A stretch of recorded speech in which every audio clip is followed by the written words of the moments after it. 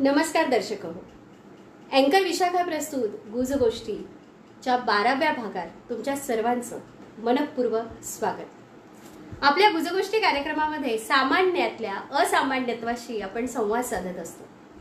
कार्यक्रमांच्या निमित्ताने अनेक जणांच्या भेटी होत गेल्या आणि ज्यांच्याबद्दल मला माहिती आहे त्याला तुमच्यापर्यंत पोहोचवावं हा मानस ठेवून गुजगोष्टी कार्यक्रम मी लॉकडाऊनच्या पिरियडमध्ये सुरू केला. आज आपल्यासोबत आहे महिला भूषण पुरस्काराने सन्मानित मराठवाड्यातल्या पहिल्या महिला ऑर्गनायझर कल्पना ढोकणे पाटील. कल्पनाजी, स्वागत आहे आपलं आजच्या कार्यक्रमामध्ये. नमस्कार. एक ऑर्गनायझर होणं, तेही महिलेसाठी, खूप अवघड अशा गोष्टी असतात ह्या सगळ्या. आणि हा प्रवास काही साधा सरळ सोपा असा नसतो. तर या प्रवासाविषयी आज आपण कल्पनाजींकडनं जाणून घेणार आहोत. आज गुरुपौर्णिमा आहे. तुम्हा सर्वांना गुरुपौर्णिमेच्या मी हार्दिक हार्दिक शुभेच्छा देते, कल्पनाजी आणि माझ्याकडनं आणि गुजगोष्टीच्या टीमकडून. आणि आजच्या संवादाला सुरुवात करण्याआधी आज सुरेल गळ्याची गायिका आपल्यासोबत आहे. तर मी कल्पनाजींना विनंती करेन की सर्वप्रथम आपण गुरुचरणी 2 लाईन समर्पित करूया आणि मग आपल्या संवादाला सुरुवात करूया. विशाखा, मी औरंगाबादला आल्यानंतर माझे गुरु होते विजय देशमुख, प्राध्यापक विजय देशमुख. आणि त्यांच्याकडे मी सुगम गायन 8 ते 9 महिने शिकले. आणि त्याचप्रमाणे माझं कॉलेज जिथं झालं, अहमदनगर कॉलेज, तर तिथले माझे संगीताचे गुरु होते भनगडे सर आणि आचार्य सर. भनगडे सर आणि आचार्य सर. ओके. तर तेही माझे गुरुच आहेत. त्यांनाही आज खूप खूप शुभेच्छा गुरुपौर्णिमेच्या. आणि त्यांना स्मरून आणि त्याचप्रमाणे माझं जे श्रद्धास्थान आहे, ज्यांना मी गुरु मानते, साईबाबा. अच्छा. तर त्यांच्या 2 ओळी आपण हे करूया.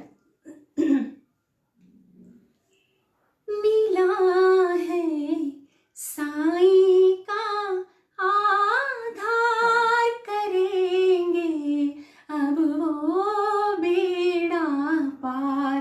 मिला है साई का आधार, करेंगे अब वो बेड़ा पार. मेरे मन ना तो हिम्मत हार, करेंगे अब वो बेड़ा पार. मिला है साई का आधार, करेंगे अब वो बेड़ा पार.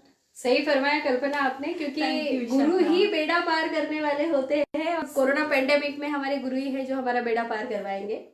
तर पुन्हा एकदा तुमचं मनापासून स्वागत करते मी अँकर विशाखा प्रस्तुत गुजगोष्टी या कार्यक्रमामध्ये. 12व्या भागात आपण आहोत आणि जाणून घेणार आहोत कल्पनाजींचा प्रवास. आणि त्याचबरोबर आज आपल्या सर्वांसाठी सुरेल अशा गीतांची काही प्रस्तुती पण कल्पनाजी करणार आहेत. तर पहिला प्रश्न, कल्पनाजी, मी तयार आहे. माहेर कुठलं? माझं माहेर अहमदनगर. ओके. अहमदनगरमध्ये निवासामध्ये माझा जन्म झाला. ओके. आणि त्यानंतर मग वडिलांच्या सर्व्हिसमुळे आम्ही अहमदनगरमध्ये शिफ्ट झालो. ओके. आणि मग तिथून प्रवास. आणि सासर? सासर म्हणजे माझं संगमनेर. ओके. हां, त्यांचं कारण मिस्टरांचा जन्मही तिथे झाला. तसं मूळ गाव आमचं राहुरी, पण सासऱ्यांची सर्व्हिस वगैरे त्यामुळे मग सगळे संगमनेरमध्ये शिफ्ट झाले. मग तेच आमचं गाव, तिथंच मिस्टरांचं जन्म वगैरे झाला. म्हणून मग सासर म्हणून मग संगमनेरच म्हणावं लागेल, नाही का? बरं. एका जिल्ह्यातले. आणि औरंगाबादला मग कशा आलात तुम्ही? औरंगाबादला लग्नानंतर. अच्छा. हां, कारण माझे मिस्टर औरंगाबादला सर्व्हिसला होते, त्यामुळे मग लग्नानंतर मग इकडे. क्या बात आहे, ग्रेट. आणि शिक्षण काय झालंय तुमचं? माझं ग्रॅज्युएशन बीकॉम. ग्रॅज्युएशन बीकॉम झालेलं आहे. अरे वा. पण कॉमर्स फील्ड म्हणजे सगळी आकडेमोड आणि इकडे सगळं सूर तालाशी नातं. तुला या फील्डकडे कसं आलं? अगं, तुला तेच सांगते. मला म्हणजे माझं हे अकाउंट वगैरे हे फक्त नॉमिनल होतं. मला माझा मुख्य विषय म्युझिक होता. म्हणजे कॉलेजमध्ये मी तो घेतला होता की मला म्युझिक हा विषय इथे पाहिजे म्हणून. तर मी मग आमचे तिथे माझे सर होते भंडे सर, मग त्यांच्याकडून मला खूप ते शिकायला मिळालं. आणि त्यामुळं कल पूर्ण संगीताकडे. हे फक्त ग्रॅज्युएशन करायचं म्हणून करायचंय, कल सगळ्या संगीताचा अगदी लहानपणापासून. बरं. आईने जर मला विचारलं, कुणी जर विचारलं ना समजा काय मग तुला कोण व्हायचंय काय आता, मला गायिका व्हायचंय लहानपणापासून. अच्छा, लहानपणापासून हे स्वप्न होतं गायिका होण्याचं होतं आणि तू ते अचीव्ह केलंस. क्या बात आहे. त्याची म्हणजे बरं, नुसती गायिकाच झाली नाहीस तर तू एक महिला ऑर्गनायझर पण आहेस. पहिली मराठवाड्यातली. खरं तर त्या प्रवासाविषयी जाणून घ्यायचं एक पद त्याही आधी आता विषय निघाला की संगीताचे तुझे पहिले गुरु आहेत बनगडे सर. मग ह्याच्यामध्ये अजून तुझ्या स्वरांवर संस्कार कुठल्या कुठल्या गुरूंनी केले? आचारी सर एक होते आमचे, जे आचारी सर. हो, बनगडे सर, आचारी सर. त्याचप्रमाणे औरंगाबादमध्ये विजय देशमुख सर. आणि काही अगदी म्हणजे माझे वडील पण वारकरी संप्रदाय म्हणजे पोलीसमध्ये होते आधी, त्यानंतर रिटायर झाल्यानंतर वारकरी संप्रदायामध्ये आले ते. आणि त्यांचाही आवाज म्हणजे हे अनुवंशिकच म्हणायला पाहिजे. बरोबर. त्यांचाही आवाज अगदी क्लासिकल वगैरे. माझे चुलते म्हणजे सगळेच ह्याच फील्डमध्ये आहेत, त्यामुळे ते आमच्या रक्तातच आहे. आणि वडिलांनी काही म्हणजे असं थोडंसं मार्गदर्शन किंवा चुलत्यांचंही थोडंसं मार्गदर्शन, बाकी आपले कान ऐकत राहायचं. म्हणजे संगीताचं बाळकडू, म्युझिकचं बाळकडू तुला तुझ्या घरातच मिळालं असं म्हणायला हरकत नाही. बरं, स्टेजवर पहिला परफॉर्मन्स आठवतंय का तुला? कधी केला होता असे वयाच्या? म्हणजे प्रोफेशनल की कसा? पहिल्यांदा स्टेजवर गेलीस आणि काय? कॉलेजमधून आमच्या भावगीताच्या स्पर्धा होत्या. अच्छा. मला माझी निवड झाली तिथे. छान आवाज वगैरे छान यायचा. तर मग पाटील गणपती हे गाणं घे. आणि मला गाणं होतं वाट इथे स्वप्नातील, सुमन कल्याणपूरचं ते गाणं होतं. जरा दोन लाईन ऐकव ना मला. Okay okay. पण तो किस्सा आधी सांगू का? हा, तो किस्सा आधी सांगू आणि मग दोन लाईन आपण आणि ऐकूया. अक्षरशः म्हणजे माझा नंबर आला आता. त्यावेळेस पुण्याचे जज होते कोणीतरी, काय नाव त्यांचं आठवत नाही मला आता. ते मला वाटतं मी 9th होतो त्यावेळेस. अच्छा. 8th की 9th काहीतरी असं. त्यावेळेस माझा नंबर आला. अक्षरशः असं थर कापत होते. स्टेजवर जाऊन बसले, एक वर्ड फक्त म्हटले आणि रडायला सुरू केलं. ओ नाही म्हणजे मला अजूनही तो प्रसंग आठवला. अक्षरशः माझ्या अंगावर असं काटाच येतं की बापरे काय होतो आपण आणि आता काय असं. त्यामुळे ते असं खूप हे झाले ना. वापस आले पळत तिथून, उठले स्टेजवरून खाली, नाही म्हटलं मला नाही येत म्हणतं आणि रडत बसले होते. किती कमाल आहे दर्शक. म्हणजे एक छोटीशी मुलगी 8वी 9वीतली स्टेजवर परफॉर्म करायला गेली आहे आणि एकदम हातपाय कळाले. पहिली ओळ कशी बशी गायली आणि घळ अश्रू घेत त्या स्टेजवरनं ती पळाली, खाली आली. काय वाटलं? तिथे स्वप्न संपलं? तिथे जर स्वप्न संपलं असतं तर कल्पनाजी आज आपल्याला दिसल्या असत्या का? अजिबात नाही.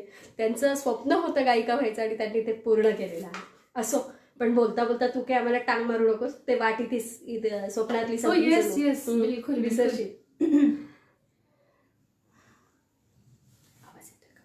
वाट इथे स्वप्नातील संपली जणू, वाट इथे स्वप्नातील संपली जणू, थांबवितो धारानी सावळा घनु बाई, थांबवितो धारानी सावळा घनु, वाट इथे स्वप्नातील संपली जणू, वाट इथे स्वप्नातील संपली जणू, थांबवितो धारानी सावळा घनु ग बाई, थांबवितो धारानी सावळा घनु.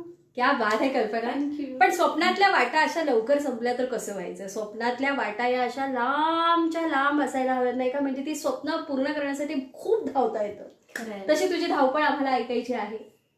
धावपळ, आता धावपळ मी कुठून सुरू करू आणि कुठं त्याला मी सांगते कशी सुरू करायचं. हे बघ, मला असं वाटतं की तुझं करिअर नक्कीच लग्नानंतर सुरू झालं असेल as a professional singer. Yes. तर मग पहिल्या प्रोफेशनल सिंगर म्हणून तू काय कार्यक्रम स्वतः ऑर्गनाईज केलास की कुणाकडे गायला गेलीस? हो. तर विशाखा, मी आधी माझा प्रवास मी सिंगर म्हणूनच केला दुसरीकडे. म्हणजे अगदी जेवढेही औरंगाबादले पण बरेच जणांकडे मी केले कार्यक्रम.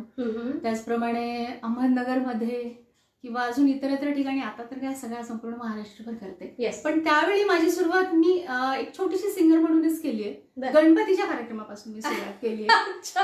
आणि गणपतीचा पिरियड म्हणजे आता जरा गणपतीचे कार्यक्रम कमी झालेले आहेत किंवा वेळेचं बंधन असल्यामुळे बऱ्याच मर्यादा आलेल्या आहेत, कारण तेव्हा मात्र कार्यक्रम अगदी 1-2 वाजेपर्यंत चालायचे. खूप क्रेज होती त्यावेळेस गणपतीच्या कार्यक्रमाची. आणि अगदी सलग 10-15 कार्यक्रम आम्ही अक्षरशः करायचो त्यावेळी. आणि मग त्यानंतर लग्न माझं 96ला झालं. ओके. आणि त्यानंतर मिस्टरांनी बघितलं की वा बाईला चांगली गाणं म्हणजे आणि छान आवाज आहे, सगळं आलेलं आहे जुळून एकंदरीत. तर मग मिस्टरांनी मला थोडंसं मोटिवेट केलं की आपण आपला ग्रुप करूया, दुसरीकडे धावधाव करण्यापेक्षा. अच्छा. तर मेलेडी क्वीन जन्माला आलं ते भाऊजींमुळे. हो, तसं म्हणायला हरकत नाही बिलकुल. आणि त्यानंतर मग आम्ही स्थापना केली आणि उद्घाटनाचा कार्यक्रम संत एकनाथ रंगमंदिरमध्ये केला होता आम्ही. आणि तेव्हा नवच असेल संत आणि त्यावेळेस आम्ही 2000 मध्ये आम्ही हा ग्रुप लॉन्च केला. 2000 मध्ये. आणि उद्घाटनाला आम्ही बोलवलं होतं. हम आपके है कोण बघितलास तू? हो, बघितलाय. आणि सॉरी जसं की हम किसी से कम नहीं. हम किसी से कम नहीं मधला जो हिरो तारिक शाह, हो, त्यांना बोलवलं होतं. आणि त्यांच्या हस्ते पहिल्या कार्यक्रमाचं उद्घाटन झालं होतं संत एकनाथ रंगमंदिरमध्ये. वा. 2000 साली तारिक शहा यांच्या उपस्थितीमध्ये मेलेडी क्वीन सगळ्यांच्या भेटीला आली. मेलेडी क्वीन हे नाव कोणी सुचवलं? अर्थात मिस्टरांनी. खूप सुंदर. सुरांची राणी आहे आमची कल्पना. आपल्याला हेच नाव द्यायचं म्हटलं चालेल, हरकत नाही. आणि तुझ्या नावाने ग्रुप करायचा. मुख्य म्हणजे त्यांचं हे जमलं की नाही मराठवाड्यामध्ये कोणाचाही लेडीज म्हणून असं नाहीये कोणी ऑर्गनायझर. तर माझी अशी इच्छा आहे की हे तुझ्या नावाने मी हा ग्रुप करणार. क्या बात आहे. कल्पनाजी, निवेदक जो असतो ना कुठे कुठे ह्युमर शोधत असतो. तुमच्या ह्याच्यात मला एक आत्ता बोलता बोलता ह्युमर सापडलाय की असं म्हणतात की यशस्वी पुरुषामागे अनेक स्त्रियांचा हात असतो. हा, शंका घेऊ नका.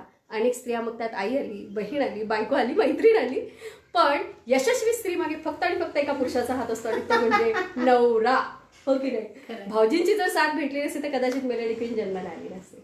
ओके. मेलेडी क्वीन तुम्ही बॅनर ओपन केलं, तुमचे कार्यक्रम सुरू झाले. इंडिव्हिज्युअल गायिका म्हणून तुम्ही दुसरीकडे जाणं बंद केलं, मात्र ऑर्गनायझर म्हणून आता कार्यक्रम घेणं सुरू केलं. तर ते कार्यक्रम घेतानाचा जो प्रवास आहे तुमचा 2000 पासून ते 2020 पर्यंतचा, तो ऐकायला आवडेल. तो प्रवास खडतरही होता, त्यामध्ये संघर्षही होता आणि आनंद पण होता. खूप. कारण हे माझ्या आवडीचं क्षेत्र मी निवडलेलं होतं, त्यामुळे अर्थातच त्यामध्ये मी आनंद शोधत गेले अक्षरशः. तुला एक किस्सा सांगते. हो, बोल. मला वाटतं एक 2000 मध्ये आम्ही हे केलं, स्थापना केली कार्यक्रमाची. आणि त्यानंतर एक 3 ते 4 वर्षांनी आम्ही आमच्या गावात म्हणजे संगमनेरला आम्हाला थिएटर शो टाकायचा होता. बरोबर. थिएटर शो त्याच्या 1 महिना आधी आम्ही सगळी त्याची पूर्ण सगळी मोर्ची बांधणी तयारी म्हण तिकीट विकणं. मिस्टरांनी अगदी 8-8 दिवस तिकडे जाऊन राहून सगळ्यांना तिकीट वगैरे देऊन अगदी हँड टू हँड तिकीट खपवले किंवा आपलं पहिला पब्लिसिटी, ते बॅनर्स, हे ते इकडे टीम तयार केली छानपैकी. औरंगाबादचे दिग्गज कलाकार, प्रॅक्टिस सुरू 8-10 दिवस. आणि तो दिवस आता आला आणि दिवस कोणता होता? 27 मे, म्हणजे 27 माझा बर्थडे. हो, त्यामुळे ती तारीख आम्ही घेतली आणि त्या तारखेला आम्ही तिथे संगमनेरला हजर झालो. ओके. आणि एक मला वाटतं कार्यक्रमाला 1-2 तास बाकी असतील. आम्ही छान गेस्ट हाऊस मध्ये आराम वगैरे करत होतो. पुण्याच्या 2 डान्सर आल्या होत्या, त्यांना पण बुक केलं होतं. अच्छा, म्हणजे बिग बँग शो होता. हा, बिग बँग शो होता. आणि जो पाऊस धो चालू झाला, काय सांगतेस, इतका भयानक पाऊस म्हणजे माझ्या लाईफ मध्ये मी पहिल्यांदा पाहिला असेल. इतका प्रचंड पाऊस चालू झाला. आम्ही इकडे देवाची मे महिन्यामध्ये अक्षरशः सप्टेंबर महिना, माझ्या बर्थडेचा, माझ्या बर्थडेची तारीख 27 सप्टेंबर त्यामध्ये. आणि इतका पाऊस सुरू झाला, बापरे. म्हटलं आता कसं, नाही जाईल. माझे मिस्टर माझे हे करतायत, सगळे ग्रुपवाले सगळे हे करतात आणि तो टेन्शन चालू केलं अक्षरशः, काय सांगतो. आणि त्यानंतर मग काय सगळं, तो पाऊस जवळपास 10 वाजेपर्यंत, 10 ते 10:30 पर्यंत होता. अरे सगळे लोकांनी ज्यांनी तिकडे घेतलं होते ते आले, कुणी आलं, कुणी माघारी गेलं, कुणी काय, म्हणजे तो शो झालाच नाही. त्यामुळे आमच्या सगळ्या प्रयत्नावर पाणी फिरलं होतं ते. आणि अगदी सगळा खर्च सगळं हे त्या 2 डान्सर पुण्याच्या होत्या शेवटी, त्यांना तर द्यावेच लागतील त्यांचं पेमेंट, परत मग इकडे गाडी खर्च, जेवणाचं काय विचारूच नकोस. पण ते आठवण आहे मला, ते खूप म्हणजे तो प्रसंग असा होता की अरे आपण आता कार्यक्रम ऑर्गनायझर म्हणून कार्यक्रम करतो आहोत आणि पहिला एवढा बिग बँग शो, एवढे मोठे कलाकार, 8 दिवसाची प्रॅक्टिस, जाणं येणं, तिथे राहणं, हा सगळाच जर खर्च बघितला तर त्यावेळेस तसा तो बऱ्यापैकी मोठा झाला असणार आहे. पण मग तुला असं नाही वाटलं का तेव्हा की अरे यार याच्यात काही आपल्याला आता काही जमणार नाही, आता आपण सोडून देऊया? नाही. का ग? अक्षरशः तुला सांगते, त्यानंतर तो शो तर गेला, समजा झालाच नाही, झालं सगळं फ्लॉप झालं आमचा सगळा प्रयत्न. मग त्यानंतर आम्ही परत नव्या जोमाने परत सुरू केलं. गणपती, दांडिया, सगळे प्रत्येक आम्ही त्यानंतर एक अनवर नाईट प्लेबॅक सिंगर, तुला माहित असेल अनवर, ज्यांना आपण प्रति रफी म्हणतो, त्यांना घेऊन आम्ही एक कार्यक्रम केला. त्याच्यानंतर थिएटर शो त्यांना घेऊन केला आणि तो खूप छान झाला, अगदी हाऊसफुल आणि खूप छान त्याला प्रतिसाद वगैरे मिळाला. आणि त्यानंतर मग ते स्टेप बाय स्टेप ते वाढतच गेलं आणि आमचा उत्साह वाढत गेला आणि तो प्रवास मग छान असा सुरू झाला. गणपतीचे अक्षरशः 15-15 शो आमचे 1-1 महिन्यापूर्वीच बुक असायचे. अरे म्हणजे त्यावेळी आणि ते अक्षरशः म्हणजे आता तर काय 1 किंवा 2 मुश्किलीने आपण, हो सध्या काय तसंही गणपती उत्सवामध्ये ऑर्केस्ट्रा ही क्रेज राहिलेलीच नाहीये. बट कल्पनाजी, आता तुम्ही व्हॉइस ऑफ रफी अनवर साहेबांचा उल्लेख केलात आणि कल्पनाजींनी अनेक सेलिब्रिटीज सोबत सुद्धा कार्यक्रम केलेले आहेत, तर त्यांच्याविषयी जाणून घ्यायला आवडेल मला. हे बघ, मी आता हा अनवर नाईट आम्ही टाकला होता, त्यानंतर डान्सर होती बघ त्यावेळी हुमा खान म्हणून, एकेकाळची फेमस डान्सर, तिला घेऊन आम्ही थिएटर शो टाकला होता. हुमा खान म्हणजे मी जरा दर्शकांना आठवते का चेहरा हुमा खानचा? मैंने प्यार किया या चित्रपटात लक्ष्मीकांत बेर्डेच्या मागे मागे जी लागत असते ती हुमा खान. ओके.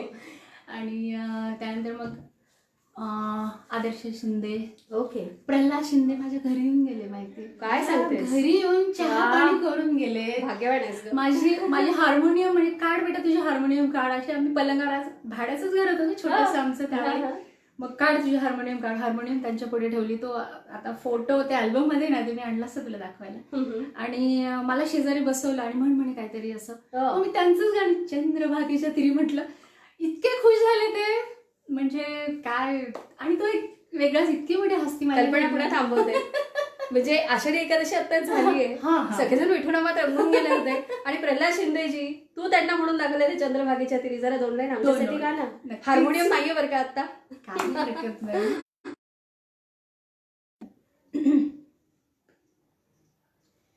चंद्रभागेच्या तिरी उभा मंदिरी, तो पहा विटेवरी, विठ्ठल विठ्ठल जय हरी, जय विठ्ठल विठ्ठल जय हरी. दुमदुमली पंढरी पांडुरंग हरी, तो पहा विटेवरी, विठ्ठल विठ्ठल जय हरी, जय विठ्ठल विठ्ठल जय हरी. वा वा, क्या खुश झाले होते त्यावेळेस प्रल्हाद शिंदे. ग्रेट. आणि त्यानंतर मग चंद्रशेखरची गाडगीळ. हो, चंद्रशेखर गाडगीळ काका, निसर्गराजा ऐक सांगतो हे साक्षात त्यांच्या सोबत मला गायला मिळालं. ओरिजिनल गायकासोबत ओरिजिनल गाणं गाता आलं. ही खरंच एका म्हणजे गायक गायिका यांचं स्वप्नही असं असतं की ते जे गाणं, ज्यांची गाणी आपण गातो त्यांच्या सोबत आपल्याला गायला मिळावं किंवा त्यांचा सहवास आपल्याला लाभावा. गाडगीळच्या गाण्यांबद्दल थोडंसं सांग ना आम्हाला. त्यांच्यासोबत मी 3 शो केले. एक मला वाटतं एक छान मैफिल टाईप शो होता मस्त अतुल दादांचा, त्यांच्यासोबत ते घेऊन गेले होते. तो त्यांचा पहिला शो आणि खूप खुश झाले होते मी त्यांच्यासोबत. त्यावेळेस निसर्गराजा तर गायलंच मी, पण छान हिंदी गाणी वगैरे पण 2-4 अशी छान गाण्याचा योग आला.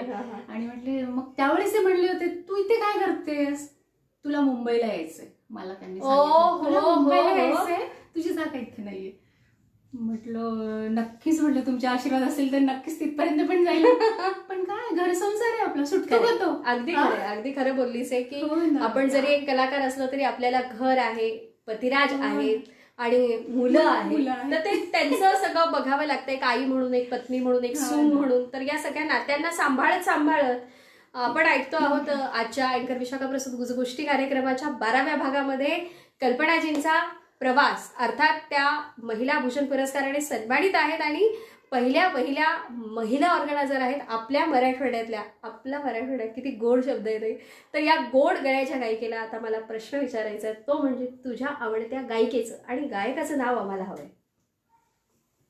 हे बघ, मला विशाखा, मला आहे ना लता मंगेशकर तर जगामध्ये सगळ्यांनाच आवडतात. Obviously त्या सगळ्यांना आवडतात. पण तुला माहिती आहे, मला गाणी आशा भोसलेंची गायला आवडतात. कारण तो अल्लडपणा, तो चंचलपणा, म्हणजे मला मी गात असते तसं थोडीशी स्टाईल. मी हिला परफॉर्मर म्हणून स्टेजवर बघितलंय. तुमच्यापैकी खूप जणांनी पाहिलेलं असं रे कल्पनाला पण परफॉर्म करताना. शी इज ब्रिलियंट. पण काय आता आशाजींचं नाव निघालंय आणि एवढं छान तू त्यांच्या चंचल शोक आवाजाची तारीफ केली आहे. तर आमच्या कल्पनाकडनं आम्हाला ऐकू दे की आशा दिदींचं गाणं. ओपी नय्यरचं एक गाणं आहे बघ, छान.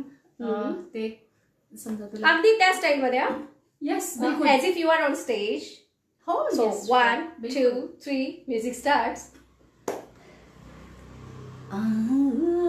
हुजूर तुमको सितारों में ले चलो, दिल झूम जाए ऐसी बहारों में ले चलो, आओ हुजूर तुमको सितारों में ले चलो, दिल झूम जाए ऐसी बहारों में ले चलो, आओ हुजूर आओ. कल्पना, तू स्क्रीनवर पाहतीयस का? तुझी लाडकी मैत्रीण आणि माझ्या मनसबाई आपल्याला बघतात बरं का.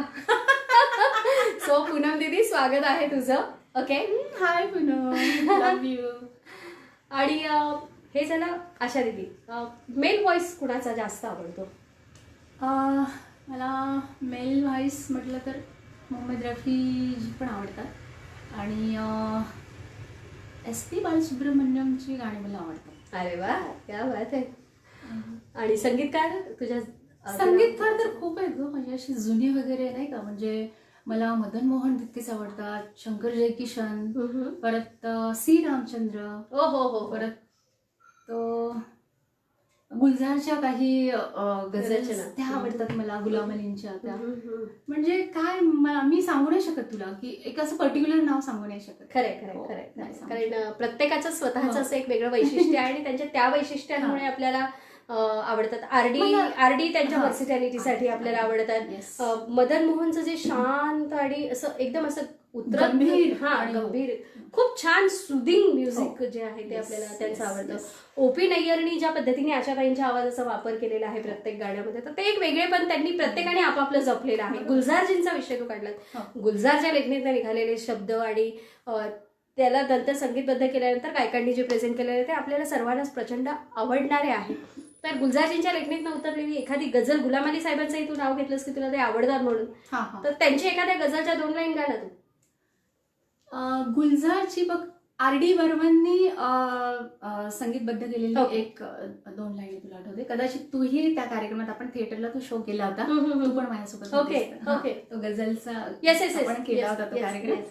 तर गुलजार आणि RD यांचं बिलकुल तो कॉम्बिनेशन. येस, बिलकुल. आय थिंक इजाजत. यस. या वाह, क्या बात है. मेरा कुछ सामान तुम्हारे पास पड़ा है, मेरा कुछ सामान तुम्हारे पास पड़ा है, और सावन के कुछ भीगे भीगे दिन रखे हैं, और मेरे इस खत में लिपटी रात पड़ी है, वो रात बुझा दो, मेरा वो सामान लौटा दो, वो रात बुझा दो, मेरा वो सामान लौटा दो. क्या बात आहे. म्हणजे या गाण्यामध्ये तुझी आवडती गायिका पण आहे? माझी आशा आवडती दीदी. गायिका आहे आणि माझा आवडता गायक संगीतकार पण संगीतकार आहे. आहेत आणि शब्दरचना ज्यांची म्हणजे गीतकारही तुझे आवडते आहेत. अनुराधा पटेल आणि रेखा यांची अतिशय अप्रतिम भूमिका आणि त्या भूमिकेत आणि गुलाम अलीचं तुझे म्हटली ना तशा 1-2 लाईन ऐकवते. Yes. माझ्या म्हणजे इतकी जवळची आहे ती गझल, म्हणजे मी सांगू शकत नाही शब्दामध्ये. माझ्या खूप आयुष्याशी ती अगदी जुळलेली कनेक्ट आहे. बरं. आणि आशा भोसलेचाच आवाज आहे. ओके. दर्द जब तेरी अता है तो गिला किससे करे, दर्द जब तेरी अता है तो गिला किससे करे, हिजरी जब तूने दिया है तो मिला किससे करे, दर्द जब तेरी अता है तो गिला किससे करे. माझी आवडती गझल आहे ही. दर्द जब तेरी अता है तो गिला किस्से करे. खरं आहे ना, अगदी जवळचाच माणूस ज्याने आपल्याला दुखावलेलं असतं तर ते इतक्या हृदयाच्या जवळचं आहे तर कुणाकडे जाऊन आपण त्याची तक्रार करणार. क्या बात आहे. काही क्षणांसाठी गायल्यास 2च लाईन पण माझ्या अंगावर काटे आले आणि डोळ्यामध्ये पाणी आलं. खूप ताकद असते शब्दांमध्ये. शब्दांच्या क्षेत्रात वावरणारे आम्ही सर्व कलाकार, गायक असो, गायिका असो, अँकर असो, म्युझिशियन असो, सगळ्यांचं शब्दांशी वेगळं वेगळं नातं जोडलं गेलेलं आहे.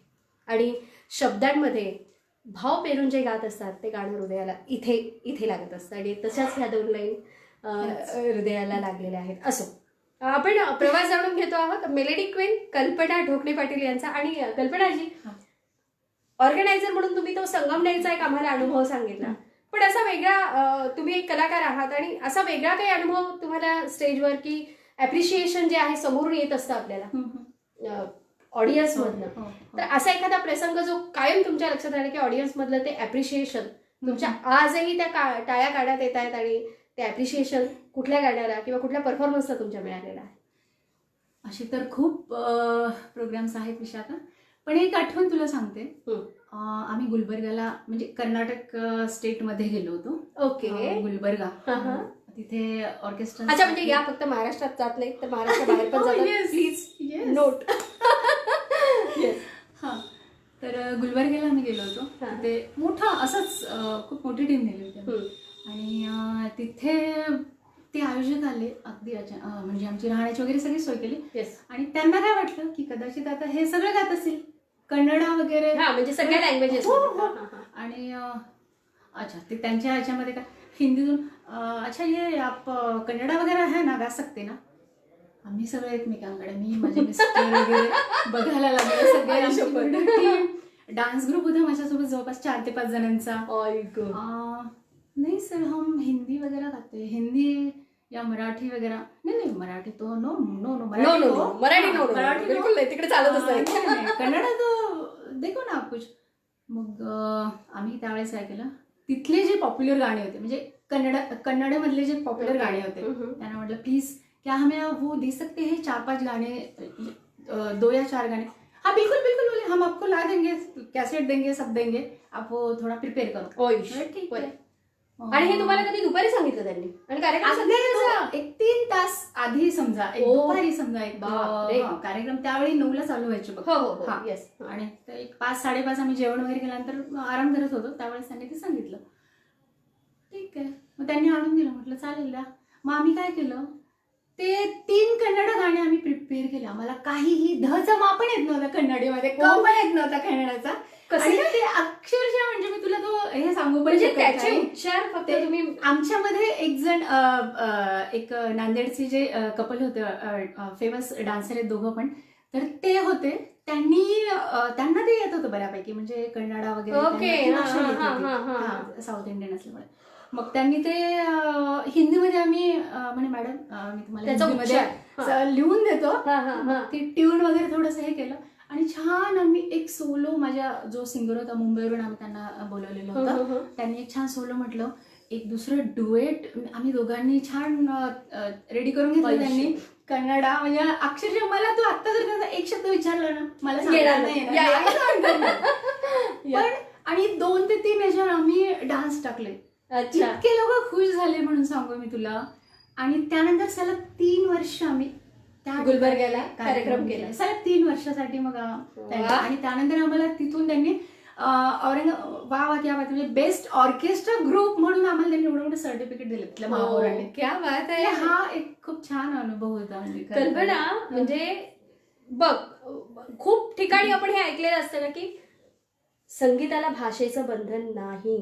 हे प्रूव्ह झालं नाही का. आणि एक वेगळा experience as an organiser, as a performer तुला मिळालेला आहे या कार्यक्रमामधनं. छान. खूप वेळ झाला तुझा आवाजच ऐकला नाही आम्ही. मेलेडी क्वीन आपल्या सोबत आहे. महिला भूषण पुरस्काराने ती सन्मानित आहे. महाराष्ट्रच नव्हे तर महाराष्ट्राबाहेर ती कार्यक्रम करते. मोठमोठे शोज ऑर्गनाईज करण्याचा तिचा खूप दांडगा अनुभव आहे. त्या अनुभवांविषयी तर आपण जाणून घेतोच आहोत. पण तिचे आवडते संगीतकार मदन मोहनजी यांनी संगीतबद्ध केलेलं, लता दीदींनी गायलेलं माझी स्पेशल फरमाईश. आय थिंक हे फक्त मलाच नाही, माझ्या सगळ्या ऑडियन्सला हे गाणं पसंत असणार आहे. तर हे गाणं ऐकव प्लीज. वो कोणती चित्रपटातून? कुठलं मला कळेल का गाणं? कुठलं म्हणते गाणं? मदन मोहनजींचं लग जा गले. ओके. अच्छा, म्हणजे तुला तेच ऐकायचं होतं? तेच ऐकायचं होतं की मला आवडते म्हणून? नाही, मला स्वतःला आवडतं ते म्हणून ऐकायचंय. येस. तुला मी ना 2 लग जा गेले पण ऐकवते. पण त्याच्या आधी माझं एक मदन मोहन आणि लताजीचं एक खूप आवडतं गाणं असं, त्याच्या 2 वेळा ऐकवते मी तुला. बिलकुल. आज सोचा तू आंसू भराए, आज सोचा तू आंसू भराए, मुद्दते हो गई मुस्कुराए, आज सोचा तू आंसू भराए, आज सोचा तो आंसू भराए.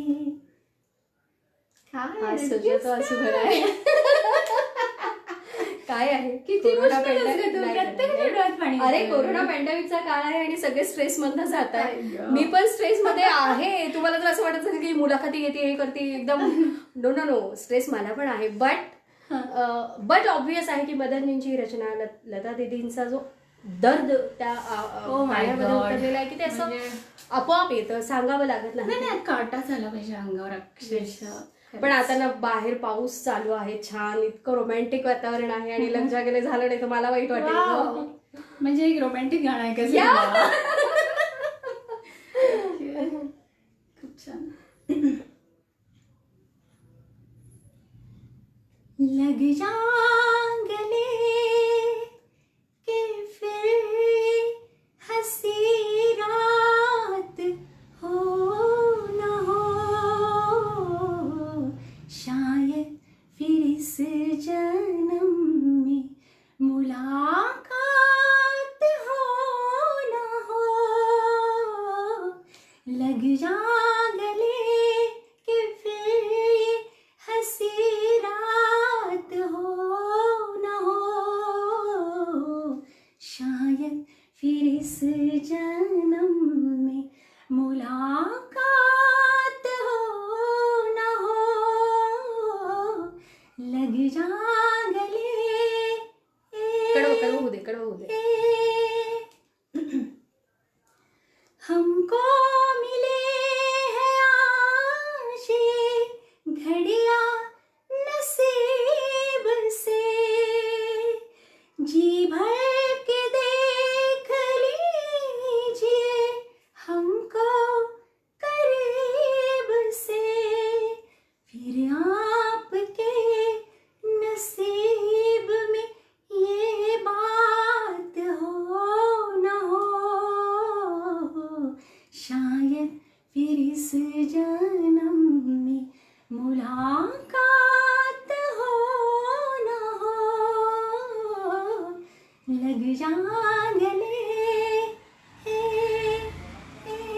वा बात आहे. आपने तो माहोल जमा दिया. म्हणजे मला तर असं वाटतंय हा. सरळ ट्रॅक लावून टाकावेत आणि एवढं गात पैसे उडवावे बसून.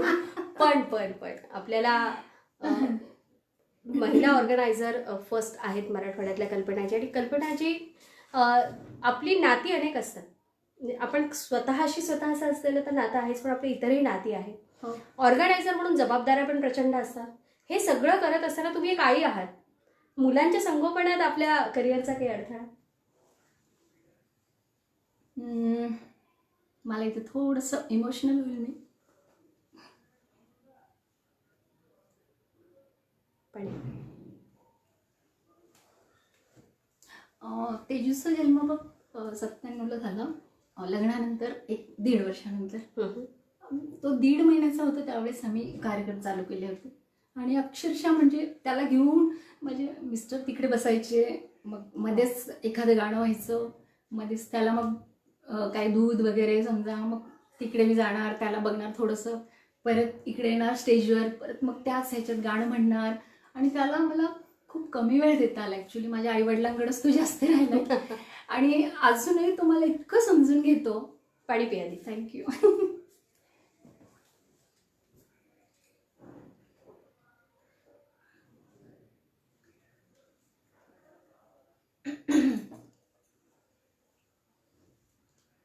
खूप समजून घेतो माझा मुलगा मला. बस काय त्याच्याबद्दल मी काहीच बोलू शकत नाही. खूप म्हणजे इतकं.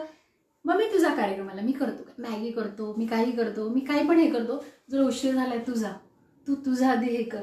म्हणजे इतका मला सपोर्ट आहे त्याचा, मी सांगू तुला. दर्शक प्लस पॉईंट आहे माझ्या लाईफ मधला.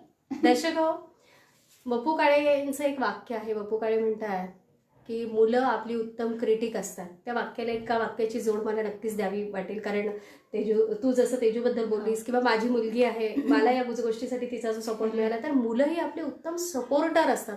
ते आपल्याविषयी सगळं जाणत असतात, त्यांना सगळं माहीत असतं. आणि ते बरोबर स्वतःला, आपण मोठी माणसं स्वतःला नाही मोल्ड करू शकत, पण मुलं आपोआप स्वतःला परिस्थितीबरोबर मोल्ड करून घ्यायला शिकतात. एवढीही तक्रार करत नाही की काय गो आई तू सारखी कार्यक्रमाला जाते, मला आजी आजोबांकडे सोडते नाही. तर मला वाटतं की they are our best support असते. तो स्ट्रेंथ आहे ती आपली. आणि त्या स्ट्रेंथमुळेच कदाचित आपल्याला या दोन्ही भूमिका ज्या आपण पार पाडत असतो आयुष्यामध्ये, त्या दोन्ही भूमिका यशस्वी होताना दिसतात. की जशी यशस्वी गायिका आणि महिला ऑर्गनायझर आपल्या समोर आहे. कल्पनाजी, तुम्ही गुलबर्ग्याचा अनुभव सांगितला इव्हेंट ऑर्गनायझर म्हणून. आपण सगळेजण आता कोरोनाच्या या पॅन्डेमिक मधनं जातो आहोत, हे ना. म्हणजे जसं तुम्ही म्हणाल की संगमनेरचा जो कार्यक्रम तुम्ही सुरुवातीच्या काळामध्ये ऑर्गनाईज केला आणि खूप सारं खर्च वगैरे झाला, आणि नंतर तो अचानक तो कार्यक्रमच पावसामुळे, अवकाळी पावसामुळे रद्द झाला. त्याप्रमाणेच आत्ताचा हे कोरोना पॅन्डेमिक अनेक कलाकारांना त्रस्त करून सोडतंय. खूप ठिकाणी कलाकारांची अत्यंत बिकट अवस्था आहे. कारण काही कलाकार असे आहेत की ज्यांचं संपूर्ण आयुष्य, संपूर्ण रोजीरोटी जी आहे ती सगळी रोजीरोटी या एका प्रोफेशनवर अवलंबून आहे. याचा परिणाम तुम्हाला काय जाणवतो या कोरोना पेंडेमिकचा? म्हणजे कलाकार म्हणून तुम्हाला काय वाटतं की हे चांगलं आहे की वाईट आहे, की हे टोटली आपल्याला संपवणार आहे कलाकार म्हणून, की मग हे टोटली आपल्यासाठी काही वेगळं घेऊन येणार आहे? ऐक ना, माझा थोडासा अनुभव वेगळा आहे याच्यामध्ये. हो, करोना तर आहेच, सगळ्यांसाठीच तो अगदी हेच घेऊन आलेला आहे, म्हणजे संकटच घेऊन आलेलं आहे सगळ्यांसाठी. पण काय माहितीये का, या कोरोनामुळे ना आपल्याला छान वेळ मिळालाय. हा जो वेळ आहे ना तो आपण फॅमिली सोबत शेअर केलाय, आपण वेगवेगळ्या ऍक्टिव्हिटीज शिकलोय. मला तुला माहिती आहे मी किती पदार्थ करायला शिकले या कोरोनाच्या आणि अक्षरशः म्हणजे जी गाणी मला म्हणजे नाही का थोडीशी, मला एक खंत काय सांगू का तुला सगळ्यात आधी, मला ना क्लासिकल वगैरे थोडंसं जरा नाही जमत, तर ते मी ऐकतेय आणि खूप छान असा त्याचा परिणाम माझ्या गाण्यातून मला जाणवत होतो. म्हणजे ते मी ऐकतेय, त्याच्यावर प्रॅक्टिस करतेय, हा वेळ मला मिळतोय. म्हणजे रियाजासाठीचा वेळ तुला परफेक्ट मिळतो. रियाजासाठी. आणि छान ते थोडंसं आपलं एक थोडासा काळ आपला बिकट जाणार आहे, पण मला वाटतं पुढं जाऊन आहे ना यास डबल फायदा, यास डबल वेगाने आपण प्रगती करणार आहे आणि छान त्याचा फायदा एक तेवढा होणार आहे मला असं वाटतं. म्हणजे आहे त्याचे हे, पण त्याचं आपण जर पॉझिटिव्ह थोडंसं रूप जर लक्षात घेतलं ना तर चांगलं आहे. काहीतरी चांगलं होणार आहे. हे निश्चित भविष्यामध्ये. बरं, मला तुला एक एक एक फार महत्वाचा प्रश्न तुला विचारायचा आहे. सुशांत सिंग राजपूत याचा मृत्यू, आता तो घातपात आहे की आत्महत्या याकडे आपल्याला काही वळायचं नाही, पण त्या निमित्ताने एक शब्द सगळीकडे चर्चेला आलेला आहे. तो शब्द म्हणजे नेपोटिझम किंवा प्रस्थापित लोकांनी न्यू कमर्सना म्हणजे आउटर्स जे आहेत त्यांना त्रास देणं वगैरे. बरोबर. तर असं काही झालं की तुझ्या बाबतीत की सपोर्टिव्ह राहिलेले आहेत? कसं आहे?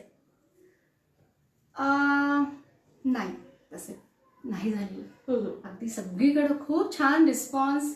सगळे औरंगाबादचे तर सगळे आर्टिस्ट म्हणजे खूप छान सपोर्टिव्ह आहेत, त्याबद्दल तर काही वादच नाहीये. सगळ्यांनी मला खूप सहकार्य केलं. अगदी वेळोवेळी अगदी माझ्या एका शब्दावर म्हणजे मी नाही सांगू शकत आता काही नाव, पण खूप सपोर्ट झालेला आहे मला. आणि इव्हन बाहेर सुद्धा इतके छान लोक भेटलेत ना मला. त्यामुळे असं ठीक आहे, म्हणजे मला तो आता समजा मी संपूर्ण महाराष्ट्र, तुला तर माहिती बसने प्रवास आहे माझा. म्हणजे आता समजा धुळ्याला जायचंय मला, किंवा मला लातूरला जायचंय, बीडला जायचं, अंबेजोगाईला जायचंय, नगरला जायचंय, सगळीकडे मला बोलवतात म्हणजे फ्रीलान्स सिंगर असल्यामुळे. तर मग काय गाडी मग ती सिडकोला लावायची, त्यानंतर बसमध्ये बसायचं, प्रोग्राम करायचा, रात्री 2, 3, 3:30 वाजता येणार. त्यानंतर मग मी ती गाडी घेणार, मग घरी वगैरे असं. लोकांनी नाही, पण मला थोडासा असा हा झालेला आहे त्रास, म्हणजे येणं जाणं किंवा हे. पण लोक सगळी मला सपोर्टिव्ह राहिलेली. त्या बारे म्हणजे किमान इथे तरी आपल्याला कुठेही त्रास नाहीये कलाकार क्षेत्रामध्ये, आणि तशा पद्धतीचं काही आपल्याकडे नाहीये. पण सुशांतची आठवण निघाली आहे. हो. आणि तुला गाणं आठवलं असेल? मला गाणं आठवलं, सुशांतची आठवण निघाली. द ग्रेट MS धोनी, त्याच्यावर त्यांनी आणि मी हिला ते गाणं कुठे ऐकलं ते मी तुला आठवण करून देते.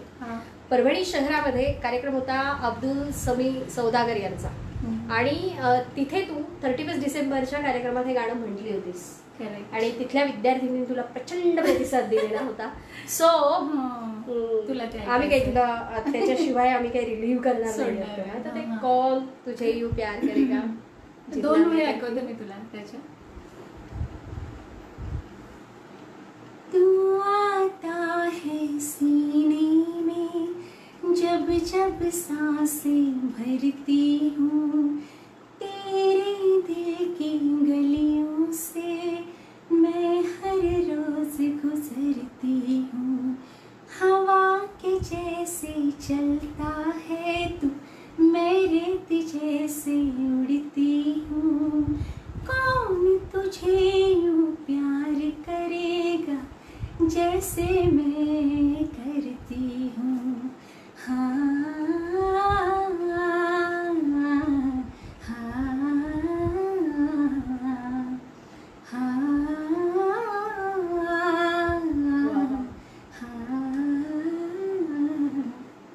छान गाणे, मस्त गाणे, खूप सुंदर छान गायलं आहे. आणि खरं तर खूप बोलायचं असतं ना, खूप काही विचारायचं. तुझ्या माझ्या गप्पा तर संपतच नाही कधी, त्यांना तर नाही ते संपणार नाही. आणि ते जर आपण एवढा बोलत असतो तर दर्शक म्हणतील बस झालं. पण या महिला भूषण पुरस्काराविषयीची आठवण सांग ना मला. महिला भूषण पुरस्कार मला नगर जिल्ह्यातून मिळाला. म्हणजे तिकडे तुला तर माहिती, तो म्हणजे माझा बालेकिल्ला नगर जिल्हा. म्हणजे 80 ते 90% कार्यक्रम माझेच होत असतात तिकडे. आपण तर संपूर्ण महाराष्ट्रावर करतो, पण जास्तीत जास्त कार्यक्रम माझे तिकडे होतात. तर तिथून मग मला RPIचे नेते रामदासजी आठवले, त्यांच्यातर्फे त्यांनी मला तिथल्या आयोजकांनी हे केलं होतं की ही महिलांना पुरस्कार द्यायचा. तो त्यांच्या हस्ते मला तो महिला भूषण पुरस्कार एका मोठ्या कार्यक्रमात मिळालेला होता. आणि RR पाटील आपले उपमुख्यमंत्री आबा, त्यांच्या हस्ते मला मराठवाडा गौरव पुरस्कार, तो मुंबईमध्ये तो सोहळा झाला होता. एक मला वाटतं परभणीचे एक आयोजक आहेत, तर अजमत खान म्हणून, तर त्यांनी तो पूर्ण हे केला होता. त्याच्यामध्ये एक आपले TV सिरियल मधले पण होते 4-5 जण, त्या लिस्टमध्ये माझंही नाव होतं. मराठवाडा गौरव म्हणून त्यांनी मला तो पुरस्कार दिला होता. आणि असेच आहेत. अगं तुला सांगू का, घरी 100 ट्रॉफी असतील कमीत कमी, म्हणजे जागा पण नाही ठेवायला काही ना, ते दिवाणच्या ह्याच्यामध्ये ठेवलेलं आहे. इतकं प्रेम, इतकं प्रेक्षकांचं मिळाले मला. काय सांगायचं. बरं, परफॉर्मर, ऑर्गनायझर याच्यासोबतच तू अनेक अल्बम्समध्ये पण गायली आहेस, त्या अल्बम्स विषयी सांगणार मला. तुला माझा पहिला अल्बम मी कुठला केला सांगते. मैफती महाराज राहुरीचं. महिपती महाराज राहुरी. हा. ओके. तिकडचं कुलदैवत, ग्रामदैवत म्हणूयात आपण त्याला. बरं. तर तिथल्या गावकऱ्यांनी एक सीडी काढली होती, त्याच्यामध्ये आपल्या औरंगाबादच्या स्टुडिओमध्येच मी ती कॅसेट हे केली होती, सीडी केली होती. तर त्याचं उद्घाटन संतश्रेष्ठ नारायणगिरी महाराज, त्यावेळी त्यांचं मला वाटतं काहीतरी 90 ते 92 वय होतं. अरे बापरे. आणि इतक्या ह्याच्यात त्यांच्या हस्ते ते उद्घाटन केलं होतं आणि त्यावेळी म्हणजे त्यांचे मला आशीर्वाद लागले होते. प्लस आपले बालब्रह्मचारी महाराज टोक्याचे. हो हो हो. तर महाशिवरात्रीला दरवर्षी जवळपास सलग 4 ते 5 वर्ष मला त्यांचं आमंत्रण येत होतं कार्यक्रमाचं. बरोबर. ते त्यांच्यासोबत पण त्यांच्या समर्पण कार्यक्रम, प्लस इकडे गुलाब बाबा संतश्रेष्ठ विदर्भातले, त्यांचंही त्यांनी तर अगदी डोक्यावर हात बी ठेवून आशीर्वाद दिलेले आहेत मला. म्हणजे हे इतक्या संतांचे आशीर्वाद, त्यामुळे ही छान वाटचाल चालू आहे. आणि त्यानंतर मग तो माझा पहिला अल्बम होता. त्यानंतर असेच मग लोकलचे वगैरे असं खूप मोठ्या नॅशनल लेवलवर तर नाही मला कधी संधी मिळाली. बघूयात पुढे काय होतंय. मिळेल. पण असे छोटे छोटे अल्बम्स किंवा हे गाण्यात ह्याच्यातून बरेच आपल्या स्टुडिओमधून भरपूर केलंय मी काम. दर्शक हो, कलाकार कुठलाही लहान किंवा मोठा नसतो. तो कुठून एक्सपोजर त्याला मिळतं आहे, कुठून तो एक्सप्लोर होतो आहे, कुठल्या स्टेजवरून एक्सप्लोर होतोय, कुणासोबत एक्सप्लोर होतोय, याच्यावर सुद्धा त्याचं यश मोठं आहे की लहान आहे हे अवलंबून असतं.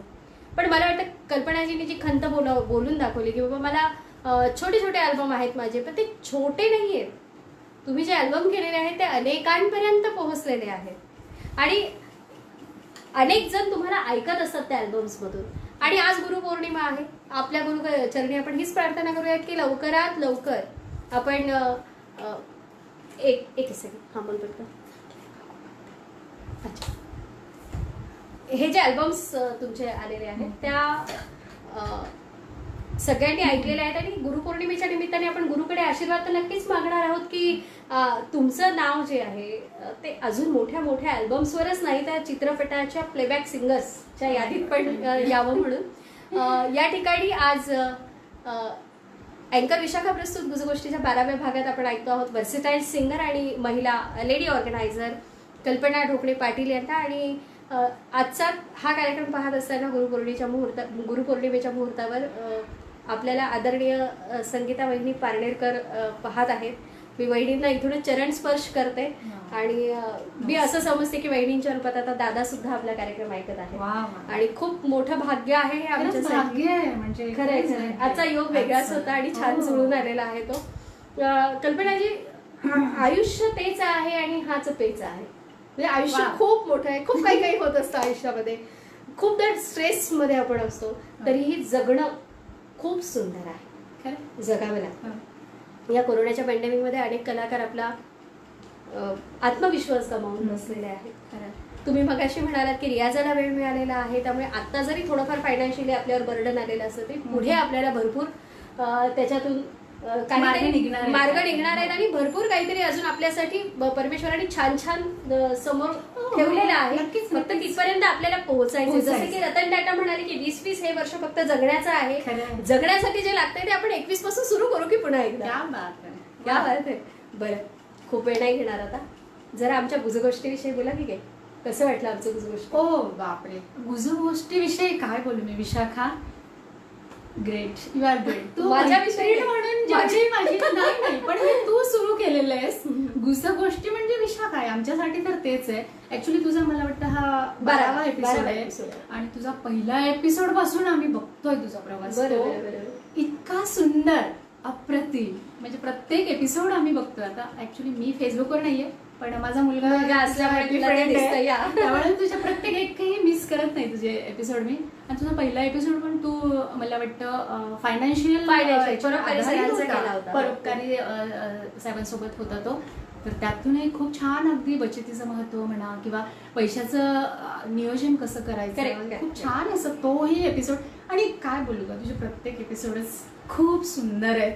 माझ्यातर्फे तुला तुझ्या पुढच्या प्रत्येक याच्यासाठी शुभेच्छा आहेत. Thank you so much. आणि जसं की आणि मला बोलवलंस तू. नाही, काय सांगू, खूप यू छान. डिझर्व माझ्या अँकर विशाखा प्रस्तुत गुजगोष्टी कार्यक्रमाचं जे ब्रीद वाक्य टॅगलाईन आहे तीच ही आहे की सामान्यातल्या असामान्यत्वाशी संवाद. खूप माणसं आपल्या अवतीभोवती वावरत असतात. आपल्याला वाटत असतं की ती खूप सामान्य आहे, पण ही माणसं असामान्य असतात. आपण जेव्हा त्यांच्याबरोबर बोलतो, त्यांच्या सहवासात येतो, तेव्हा त्यांच्याविषयीच्या अनेक गोष्टी आपल्यासमोर येत असतात, उलगडत जातो त्यांचा जीवन प्रवास. आणि तो आढावा आपण आज गुजगोष्टी कार्यक्रमात घेतलाय.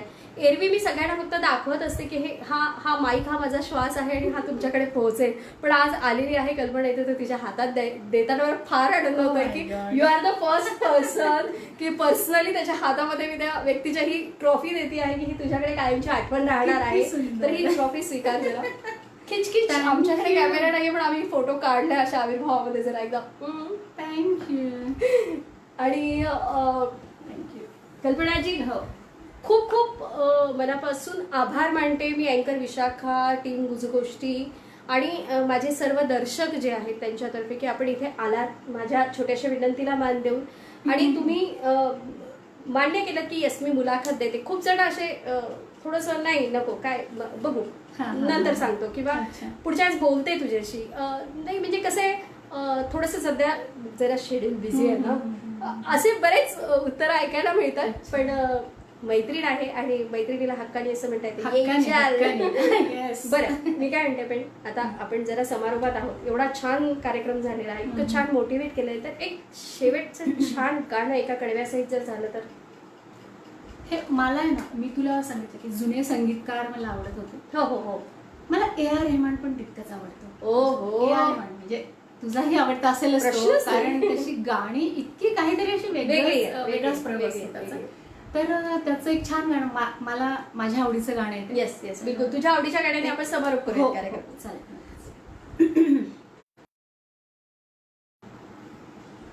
चुपके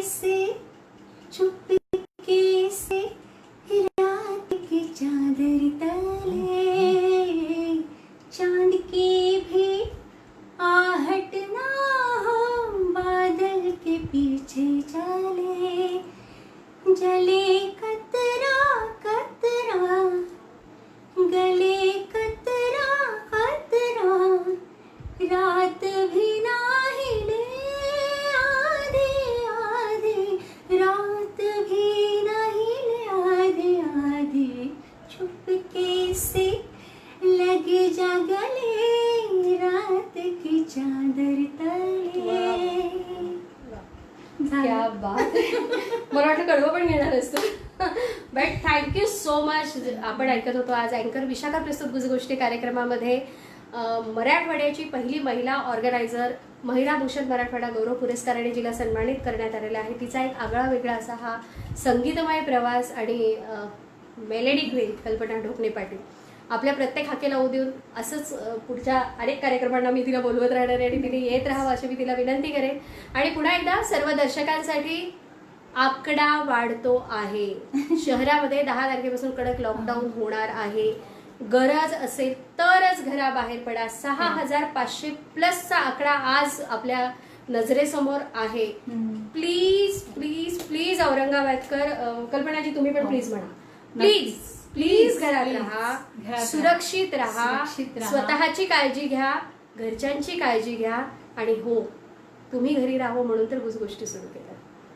ऐकत राहा असे जीवन प्रवास जे आपल्या सगळ्यांना इन्स्पायर करतील. पुन्हा एकदा खूप खूप धन्यवाद. पुढचा एपिसोड घेऊन लवकरच तुमच्या भेटीला येणार आहे. धन्यवाद.